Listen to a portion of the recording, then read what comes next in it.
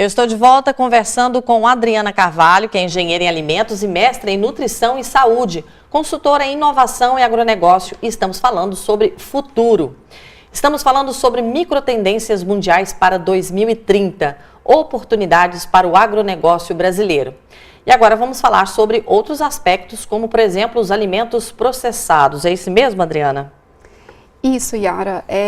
Dentro da demanda por alimentos, existe a necessidade da industrialização, né?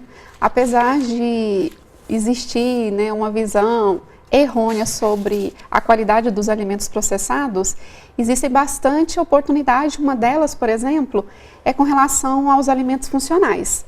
Então, existe a oportunidade de desenvolver esses alimentos e também existe a oportunidade também da gente trabalhar com relação ao prazo de validade desses alimentos. Desenvolver, por exemplo, soluções que possam aumentar a vida de prateleira.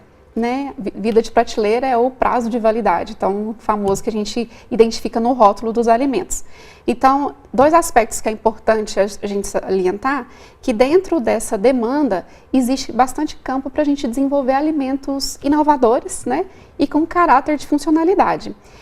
Esses alimentos funcionais, por exemplo, eles além de fornecer a necessidade nutricional normal, que a pessoa precisa, vai ter alguns ativos, que vai exercer alguma função metabólica, fisiológica e vai contribuir com questões para a melhoria da saúde da pessoa. Então, existe bastante oportunidade para a gente poder trabalhar com esses alimentos funcionais. Outra questão também muito importante, Yara, é com relação à validade dos alimentos, Hoje, o prazo de validade é subestimado. Então, às vezes, aquele alimento, apesar da data ali estar vencido, ele ainda tem condições de ser consumido. Esse problema de subestimar a data de validade gera cerca de 1/3 do desperdício.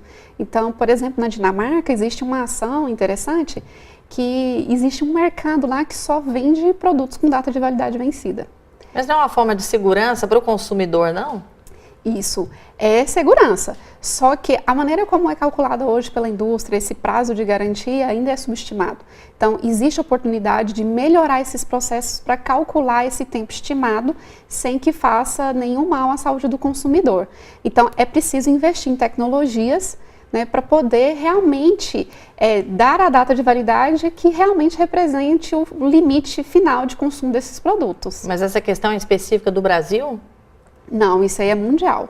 Então, existe a iniciativa do mundo inteiro em pesquisas para poder melhorar essas questões de estimar esse tempo de vida de prateleira.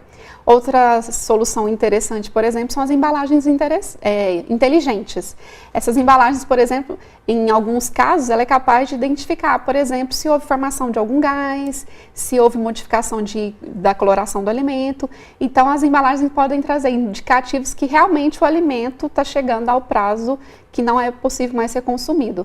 Então, existe uma série de necessidades em avanço para a gente conseguir suprir a demanda dos alimentos mundialmente, Então, e o Brasil precisa ficar antenado a essa perspectiva de futuro para gerar oportunidades, Adriana, e como que as empresas devem se preparar para atender, então, todas essas demandas?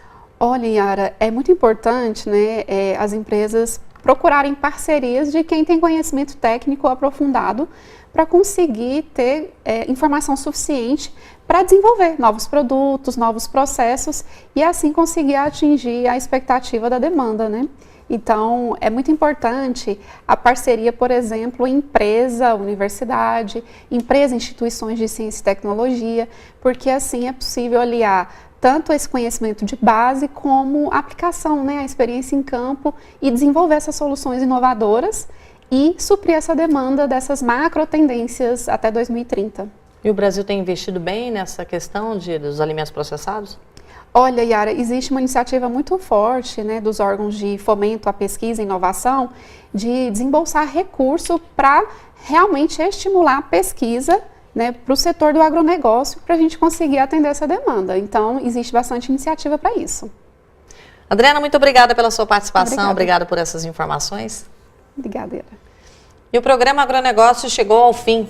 Eu termino com a seguinte frase: olho por olho e o mundo acabará cego. Um grande abraço para você, um bom dia e até o próximo programa.